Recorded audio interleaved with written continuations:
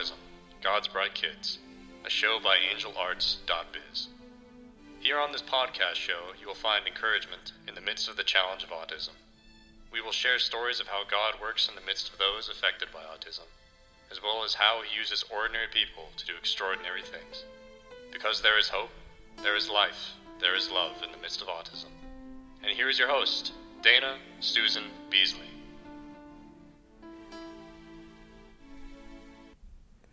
I am your host, Dana Susan Beasley, and welcome to Autism, God's Bright Kids. This is a relaunch of a blog talk show that I had several years ago, and I wanted to premiere this on World Autism Day, which is April 2nd. So I am recording this on April 2nd from my home in Colorado Springs, where it is a beautiful day. So before I get started, first of all, I want to give a shout out to my nephew, Thomas Neal, who did the intro voiceover. Thank you, Thomas. It turns out, I didn't even realize this, but his minor is in podcasting and that technology. I'm not sure exactly what it's called, but I'm very happy that he helped me. So again, my name is Dana, and I'm going to tell you a little bit about me before I dive into today's topic, which is the 5 myths of autism. So I am a homeschooling mother, or I should say I was a homeschooling mother because my son graduated. And so I'm a homeschooling mother to my autistic son, and then my husband is also more than likely autistic, although we've never had him officially diagnosed. But a lot of the traits are there. My husband and son are very similar in some aspects and very different in others. So I've been dealing with autism ever since I started dating my husband, probably. And I just didn't even know it. And then it wasn't until 2008 that I came across this idea of Asperger's, and I started researching it and realized that's my husband and that's my son. And from the very beginning, I felt it was a huge blessing. And so I approached it that way. Yes, there were challenges. There still are challenges that we work through. But on the whole, I am so blessed to be a wife and mother to my husband and son. So that is why I wanted to do this podcast, because I firmly believe that God gives every person, including the autistic, and they have extraordinary gifts that just need to be found out and nurtured. And this has been my experience for the last couple of decades. And I want to share that and encourage others along this journey. So before I get started in the autism, 5 myths of autism, be sure to look in the description below for more information and for some resources, including a book that I wrote called The Lost Art of Play and some autism awareness acceptance products that I created that was inspired by my son. All right, so let's get started after I take a sip of water.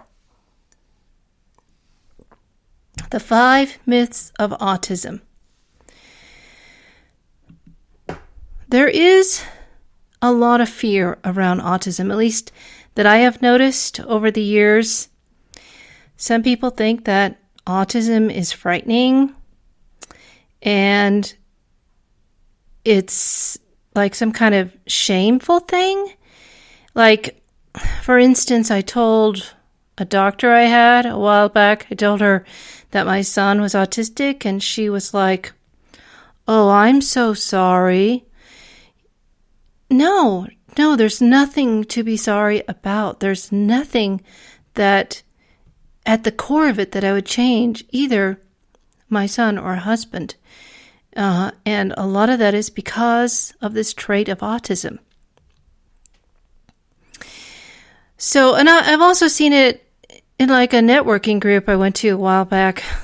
They there was a fundraiser for Autistic, for some kind of autism organization. And the MC said, we need to stomp out autism. And as a mother and wife to autistics, I was rather offended. I was taken aback by that statement. There are so many wonderful people who are actually autistic, and I will, including famous people, and I'll talk about that in a minute. But first of all, I want to thank Danny Rady of AspergerExperts.com. He started that business, a training organization that helps especially parents of autistic kids, and he helped me so much. And a lot of my ideas come from him, and I have practiced what he teaches, and it has made all the difference in the world. Because I saw myself as I needed to really rise up and be the superhero for my kid and for my husband. And I needed to overcome the frightening myths and the stereotypes that some people believe. Because really, to me, I don't view it as a disability. I view it as a neurodivergent. That term is catching on these days. What makes autism difficult or frightening is usually not the child himself or herself. It's how he or she is treated by society. Now, I liken it to being left-handed in a right-handed world. That I am left-handed, and so I had to learn to adjust to a right-handed world. Back in my grandmother's day, she was also left-handed. They tried to literally beat it out of her. So we've made a lot of progress.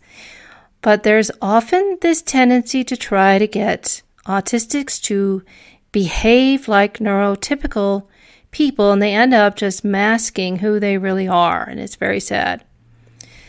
So long ago, I told you in 2008, I found out about Asperger's. I didn't understand about autism back then.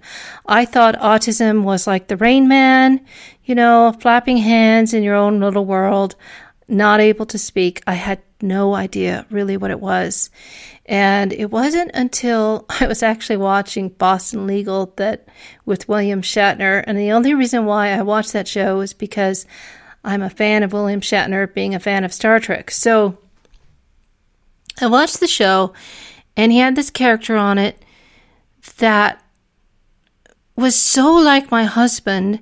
I was like, what is that? And I heard them say Asperger's. I looked it up, and I read the traits, and I went, oh my gosh, that's my husband. And I sent it to my sister, and I said, do you think this is Travis? And she said, yes. And then I realized, wait a minute, if that's my husband, then my son is probably Asperger's too. And so that began this journey. And we all have come to recognize that is the case. Now, my son has been more or less officially diagnosed. That's a long story because, of course, Asperger's and some other diagnoses don't exist anymore. But that's okay. So that is my experience with that. And then once we started to recognize that both of them were autistic or Asperger's or however you want to say it, it gave me some direction on how to help them, especially my son, as I started homeschooling him in 2nd grade. So my goal here in this podcast is to change the narrative from awareness to acceptance, because I believe that there is a lot of awareness nowadays, not as bad as back in 2008 when I was first finding out all about this.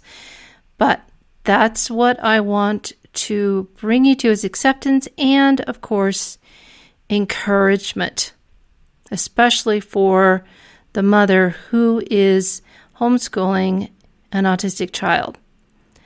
I am here to extinguish fear. Autism is not something to be frightened about. It doesn't have to be a stigma. So let's replace fear with love. I am here to be a beacon of hope, connecting the autistic community to anyone who seeks love and understanding about their autistic family members or friends.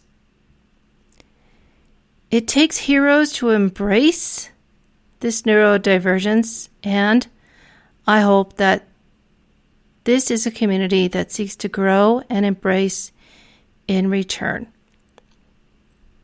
So, saying that, that's my groundwork for what I'm going to talk about. Here is the first myth of autism. The first myth is that autistics are never able to function, that they're just going to be on Social Security for the rest of their lives. Now, keep in mind that autism is indeed a spectrum.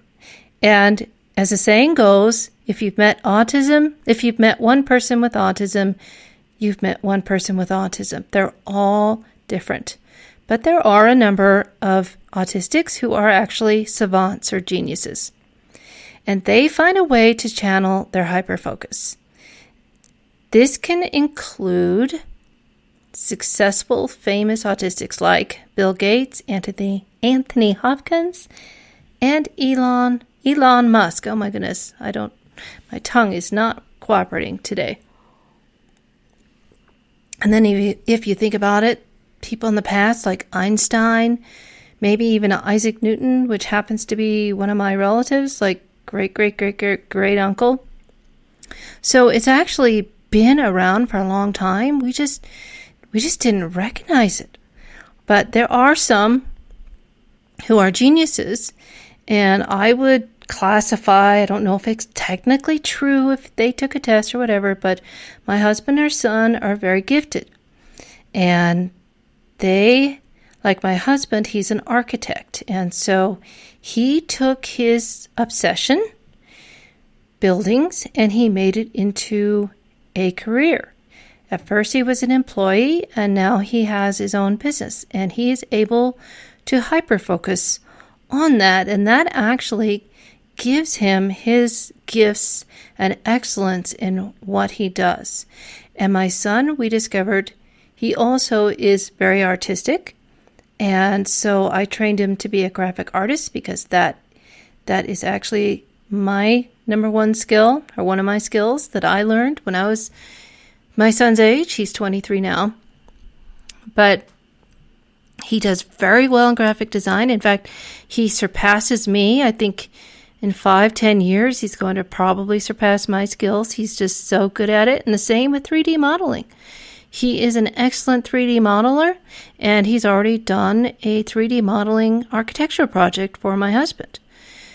So I could see early on when my son was preteens or teens that he was going to be able to find a way to have a career and to function. Yes, I have to help him a lot, but I am fine with that. That is my purpose in life, is to help him find his way. So all that to say, autistics are definitely able to function. They just have to find a way to channel their hyper focus, and there's giftings deep inside. I really believe there's giftings deep inside every single person. It's just a matter of finding it and discovering it. All right, so that's the first myth. The second myth is unable to learn. Now, autistics, they may not learn in the traditional way, but what they learn sticks with them for a lifetime. For example, when I first started homeschooling my son Sam in second grade, I gave him a lot of time for his own exploration. And one of the first topics he explored thoroughly was dinosaurs. He was obsessed with dinosaurs when he was 7 or 8. And he learned way more than I could ever teach him. And he still knows that to this day. And he's done the same thing with topics like World War II or the country of Russia or Germany or, all of these other topics that he's interested in. He learned it thoroughly and he knows his stuff. So autistics are definitely able to learn, and I would postulate that it's better, his type of learning, And, this more non-traditional way of learning is way better than learning to take a test like I grew up in the public school. You cram all this information in your head, and then you take the test, and then a week or two later, it's all gone. So when I started homeschooling my son, I had to learn all of this stuff over again because I didn't remember a lot of the things I learned in school. So it really is, if you find the right learning style that works for them, then it is amazing and they can learn a lot. So that's the second myth, unable to learn. The third myth is incapable of maintaining relationships. Again, this is a spectrum. Sure, knowing social cues can be really hard to learn, but it takes awareness and patience and practice, trial and error. Now, Sam, he was selectively mute when, especially as a young child. There were people that he wouldn't talk to. But there were people that he could open up to, but he mostly opened up to me, and I could tell that he was very good at boundaries and communicating his feelings. Way better at communicating his feelings than I am. To an autistic, trust is earned, and they can be incredibly loyal. I don't know of anyone as loyal and just great at communicating than my son. And my husband has learned over the years, over 28 years of knowing each other, 25 years of which we've been married. We've learned how to grow in our relationship. We've learned give and take. He's learned to empathize. He's learned, he can learn. He's also learned that he needs to kind of shut off some of the things he does, like talking about buildings over and over and over again. He's come to realize that not everybody wants to hear that. So he can self-regulate that. So the third myth is incapable of maintaining relationships. The fourth myth is lacking compassion. I don't know about you, but I've heard things like, an autistic, they can't understand the feelings of others. They can't express empathy. Well, again, autism is a spectrum, and while maybe some autistics might do that, that's not all of them. And sometimes autistics actually are empaths, and they feel too much. They have too much empathy. And so maybe that's why they seem shut down and not able to empathize with somebody, because they just have to shut it out. It's just too much. But many autistics are perfectly capable of having empathy. And again, I see that in my husband and my son. So that's the fourth myth of autism, is lacking compassion. The fifth myth of autism is not able to support themselves. And that kind of goes along with the first one, never able to function. Just because someone is on the autism spectrum doesn't necessarily mean that they need to go on Social Security. Again, it's a spectrum. The truth is, actually, tech companies seek out autistics. And again, I looked at my husband, who, before I met him, was self-supporting in a very good job, and he got that job, kind of ran his course, and he wanted to improve in like going from facility management to architecture, which was pretty tough. It was really, really hard. So yeah, there were challenges, and he was going through all these interviews, and he didn't get any jobs, and he was very frustrated. And then he got some professional help learning how to do interviews. And, we didn't know back then that the reason was because of the autism.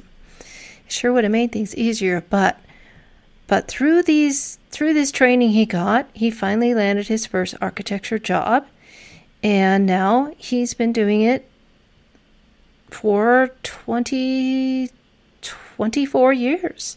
And he now has his architectural license. He took the tests and he passed with flying colors each time, and he practices both architecture and engineering drawing skills, and he has his own business now. I help him with it, but he is perfectly capable of supporting himself, and I know that Sam is too. Once we figure out how to get him these gigs, he's already had a couple of book design jobs that he's been paid for. He's done incredible work for me with flyers. He did a 3D modeling job for my husband. He's very skilled in that. So I know that he has the ability to support himself. So right now, he is our apprentice, and we're training him, and my job is to find him the work. It's not easy, but I am very, very happy to do it. So think about this. The 5 myths of autism, as far as I have observed, is never able to function, unable to learn, lacks compassion, and not able to support themselves. Oh, I left out the one, incapable of maintaining relationships. So those are the 5. Just think about this in conclusion of this topic. Sure, there is the ability, and I don't know too much about it, to actually eliminate to do gene therapy. I think it's called CRISPR, CRISPR. But if we did that, the world would be hurting. We wouldn't have the Einsteins or the Elon Musks or even Bill Gates, even though I'm not a fan of Microsoft, or someone like Temple Grandin. I highly recommend watching the movie Temple Grandin. That was a huge inspiration for me, is to watch that movie. And my husband and I actually got to meet her several years ago. But in that movie, I remember crying because the movie talks about how Temple and her mother, they were always trying to open doors for Temple. And so that was kind of the theme. And I just remember crying, thinking, that's what I want to do for my son. Open doors for him, open doors. And that was when I said, okay, I have to find his superpower and look for alternative ways to handle his challenges, find alternative therapies, find out what's behind the behavior, and go at it in different modalities. That's what I did throughout my son's childhood, and now he's 23. He is, like I said, he is our apprentice, and he's got a great start. So I hope that encourages you, and that those are some of the things that we're going to be delving into in the weeks and months ahead, is doing things like helping you find their superpower, their gifting, helping you look for alternative therapies, helping you realize what's behind their behavior, and to go for what's called different modalities to handle a challenge. In other words, trying to approach it in several different ways. So that is what I am wanting to do in the course of this podcast. And hopefully, like I had on my Blog Talk radio show, eventually I'll have guests and who will really help with different topics. And this will be a place that autistic mothers and even autistic people can come and feel supported and uplifted and encouraged, and find, yes, that hope and that life and that love, even in the midst of autism. So that's all for the day. Before I close for the day, I just want to mention again, look in the description below for the book I wrote called Lost Art of Play, and then for some fabulous autism products that I designed that were inspired by my son. When he was 8, he snuck a watercolor painting under my door. And when I woke up, there it was like Christmas morning with this beautiful, beautiful painting. And you see it there on the artwork on the cover for the podcast. But it was so bright and cheery that it inspired me. And so that's when I started creating autism awareness products. I started with a bumper sticker, and I've got t-shirts and canvas bags and hats, etc. And then I had this opportunity to do a blog talk radio show, and I just used the same title I had created called Autism, God's Bright Kids. I really wanted to show that autistics, they are also designed by God, and they have a special place in the world and a definite chance to impact this world for good. All right, so that's all, and tune in next week, and we're going to talk about the hidden gem, or how to find the hidden gems in autism. I will see you next week. This is Dana Susan Beasley. Together we will reach new heights in our lives and beyond, because there is hope, there is life, there is love, even in the midst of autism. Blessings to you. This is Dana Susan Beasley of AngelArts.biz, signing off.